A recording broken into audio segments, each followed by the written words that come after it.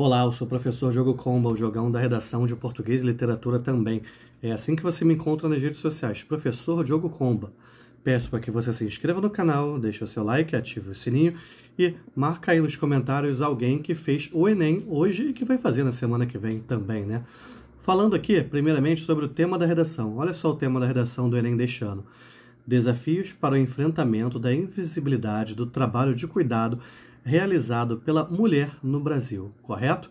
Lembrando, né, quem não fez o Enem neste domingo agora, por problemas climáticos que a gente está enfrentando em alguns locais do Brasil, ou então pela grande distância do local de prova, tem aí uma questão que o INEP, o Ministério da Educação, disseram que a pessoa vai poder ficar para fazer numa outra data, então é bom ficar de olho nisso. Voltando aqui quanto ao tema. Primeiramente, que para mim foi tremendamente inesperado. Você que me acompanhou aí nas redes sociais sabe bem disso. Ontem à noite ainda postei um vídeo falando sobre aquele vídeo um tanto quanto misterioso do Lula com uma jaca e tal. Até tentei desvendar algumas coisas a partir dali, mas não tinha nada a ver.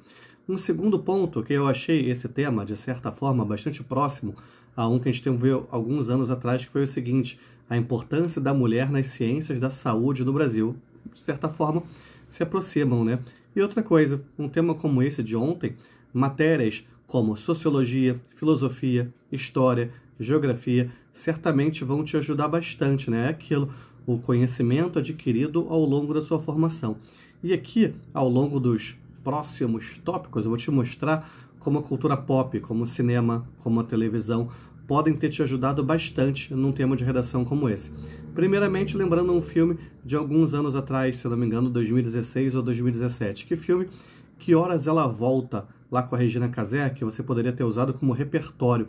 Esse filme aí já te dá uma base praticamente para a redação inteira. O que a gente observa lá em Que Horas Ela Volta? Que Horas Ela Volta, você vai colocar como repertório. Na tese, você vai falar que essa mulher tem papel imprescindível, mas que ainda, infelizmente, sofre com grandes desafios. Quais desafios são esses? O preconceito de classe, o classismo e até mesmo a xenofobia.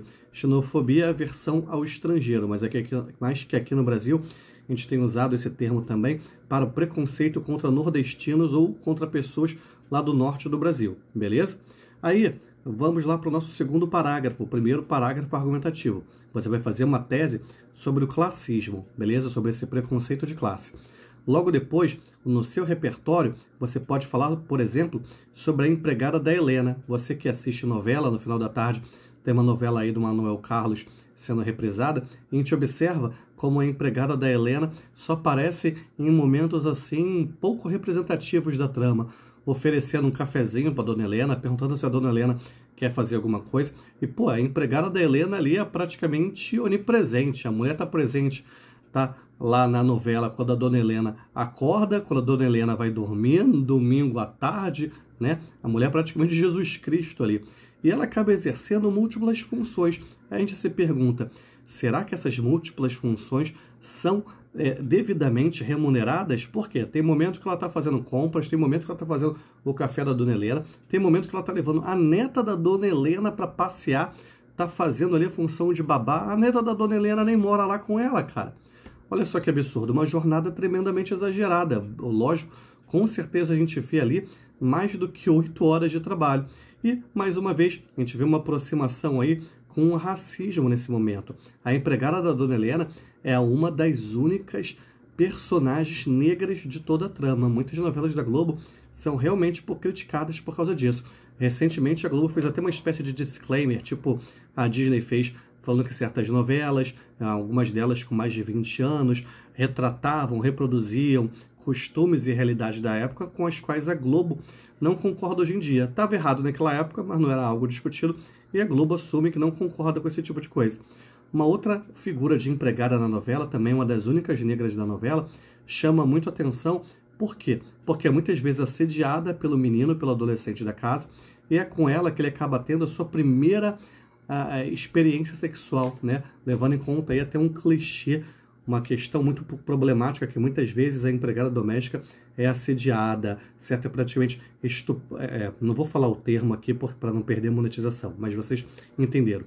Muitas vezes essa empregada é assediada, é abusada pelas pessoas, pelo adolescente ou pelo chefe de família, o que é algo muito errado, todos nós sabemos. No terceiro parágrafo da redação, segundo parágrafo argumentativo, você faz uma tese sobre a xenofobia e comenta como muitas vezes, por exemplo, nas tramas, nas novelas, o papel da empregada doméstica ou o papel da babá é tremendamente estereotipado. Geralmente é uma mulher negra, a única negra da telenovela, que muitas vezes não exerce um papel de destaque, que muitas vezes não exerce um papel de poder, muitas vezes é uma mulher nordestina com um sotaque extremamente estereotipado. Tirando as novelas que se passam no Nordeste, dificilmente você vai ver um nordestino lá com seu sotaque característico em alguma posição de destaque, em alguma posição de poder na novela, certo? E muitas vezes colocam atores e atrizes que nem do Nordeste são. Algo que quebrou isso foi uma novela lá de 95, 96, chamada A Próxima Vítima, onde tinha uma família negra formada pela Zezé Mota, o Antônio Pitanga, Norton Nascimento. Vou esquecer o nome dos outros atores e atrizes participantes desse núcleo familiar agora, mas eram todos negros e tinha uma empregada branca. Eram negros de classe alta, de classe média alta, e que tinha uma empregada branca, uma mensagem ali, uma representação contra o racismo, certo? Tão presente no audiovisual brasileiro assim. E a gente nota quais são as causas disso. A desigualdade social, que faz com que, por exemplo, muitas pessoas do Nordeste, do Norte, migrem aqui para o Centro-Sul em busca de emprego, ok? A minha avó, por exemplo, veio do Piauí com as irmãs dela para cá, quando, lá no anos 50, iníciozinho dos anos 60, em busca de emprego. Você deve conhecer alguém na sua família, alguém nos seus núcleos mais próximos que viveu algo bastante parecido também. E o que muitas vezes essas pessoas passam quando chegam aqui? Enfrentam preconceito. No Rio de Janeiro e em São Paulo, a gente tem termos muitas vezes considerados pejorativos para se referir a essas pessoas, inclusive.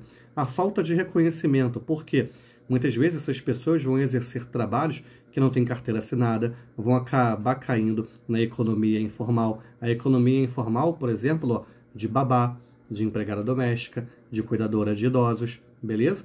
Entrando assim na ilegalidade. Essa pessoa trabalha lá durante muito tempo, muitas vezes acaba sendo demitida sem receber devidamente os seus direitos, não consegue nem se aposentar. Aí você vai para onde agora? Você vai lá para o seu parágrafo de proposta de intervenção, onde primeiramente você vai retomar a tese. Aí quem é que deve agir? Ministério da Mulher, Ministério do Trabalho, são dois órgãos que podem agir. O que eles vão fazer? Vão fiscalizar, vão incentivar a legalidade. E como que eles vão fazer isso?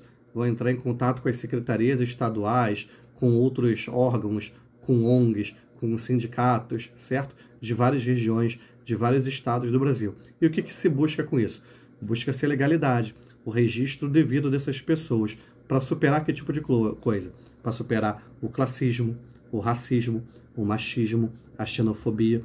Parece um tanto quanto utópico, mas a gente tem que superar isso de algum modo. Num tema como esse, você observou que eu foquei aqui no quê? Foquei aqui na questão da empregada doméstica, na questão da babá, certo? Ó, lembrando o tema, desafios para enfrentamento da invisibilidade do trabalho de cuidado realizado pela mulher no Brasil. Não falei tanto de cuidador e cuidadora, perdão, de idosos, mas cheguei a mencionar num determinado momento, beleza? Se você puder, deixa aí nos comentários o que você achou do tema, por qual caminho você foi. Você pode deixar também alguma dúvida, marca algum amigo, alguma amiga também, para a gente poder conversar melhor sobre isso. Mas deixa um comentário aí para ajudar no engajamento, beleza? Enfim, que a força e a inspiração estejam com vocês, sem dizer adeus jamais.